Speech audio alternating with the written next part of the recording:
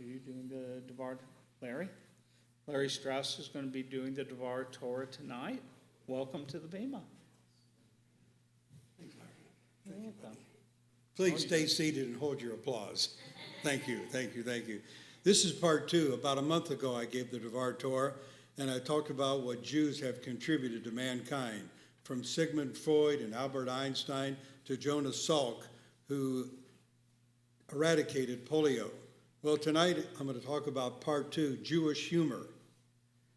The Jewish faith hasn't survived 3,000 plus years of disposition, oppression, anti-Semitism, and genocide without developing a sense of humor. In most cases, either you laugh or cry. Most Jews prefer to laugh. Jewish humor flourished in the 20th century, arriving with millions of Jews immigrating from Eastern Europe to America between the 1880s and the early 1920s.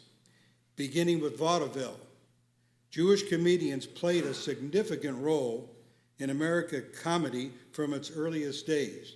You may remember, everyone here but this young man will probably remember these people who were Jewish who starred in vaudeville and started the Jewish humor. Fanny Brice, the Marx Brothers, Milton Berle, Sophie Tucker, George Burns, and Jack Benny. The Three Stooges, Larry, Curly, and Moe. In 1978, Time magazine claimed that 80% of all stand-up comedians in the United States were Jewish. In fact, they listed the top 25 funniest Jewish comedians in history. Those top 25 are Groucho Marx, Billy Crystal, Jerry Steinfeld, Jackie Mason, Rodney Dangerfield, Mel Brooks, Lenny Bruce, George Burns, Gilda Radner, Joan Rivers, Don Rickles, Sid Caesar, Milton Berle, Jerry Lewis, Jon Stewart, Jack Benny, Albert Brooks, Roseanne Barr, Gary Shandling, Robert Klein, Nichols and May, Andy Kaufman, Shelley Berman, Mort Saul, and Seth Rogen.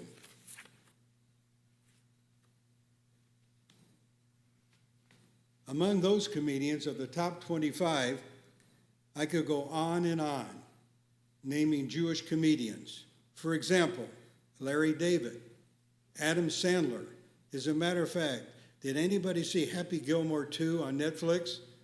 If you saw Happy Gilmore on Netflix, when Adam Sandler was kicked out of his grandma's house in the movie, as he left the house, he kissed the mezuzah on the door. Other people, Jason Alexander, who was on Jerry Steinfeld, Woody Allen, Jack Black, that surprised me, Brad Garrett, John Lovitz, Bill Maher, Howie Mandel, Ben Stiller, Sarah Silverman, Amy Schumer. One other one I have to mention, as her parents at one time belonged to Beth Torah, and that's Liza Schlesinger. In fact, I'll tell you a true story, and Shirley will back me up, about Eliza.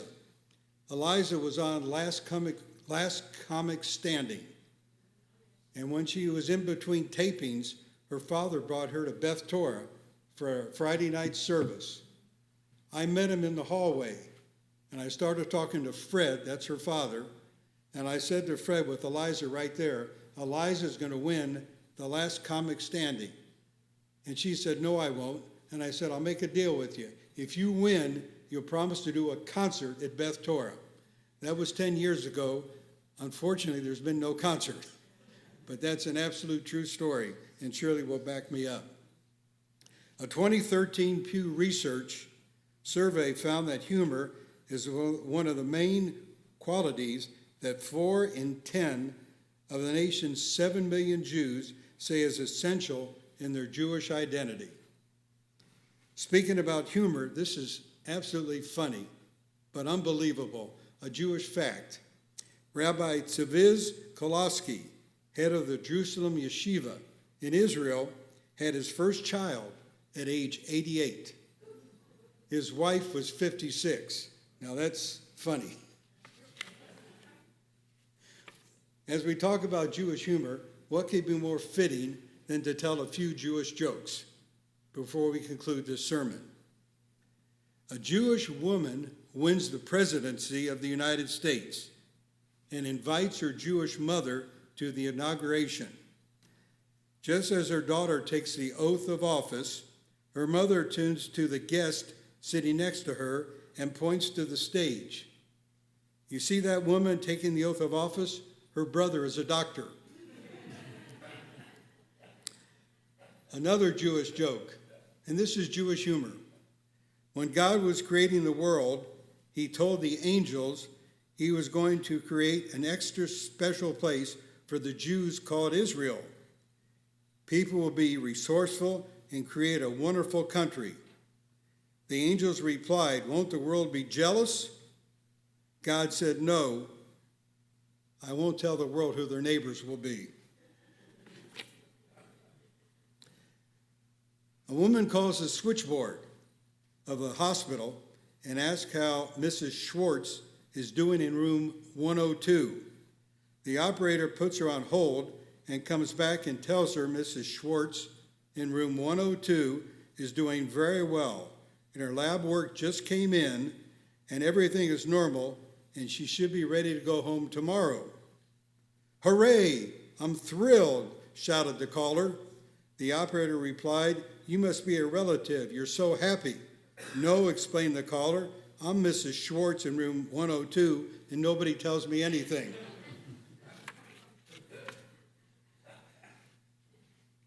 This is the funniest one, and I'm almost done. A man says to his rabbi, "I think my wife is trying to poison me." The rabbi says, "Let me talk to her." The rabbi goes and talks to his wife. The next day, the rabbi tells the man that he spoke with his wife for a long period of time. The man then asks the rabbi, "What should I do?" And the rabbi says, "Take the poison." This was a little 5-minute happy time that we all need to smile once in a while, especially what's going on in the world today. Thank you for your time and good Shabbos.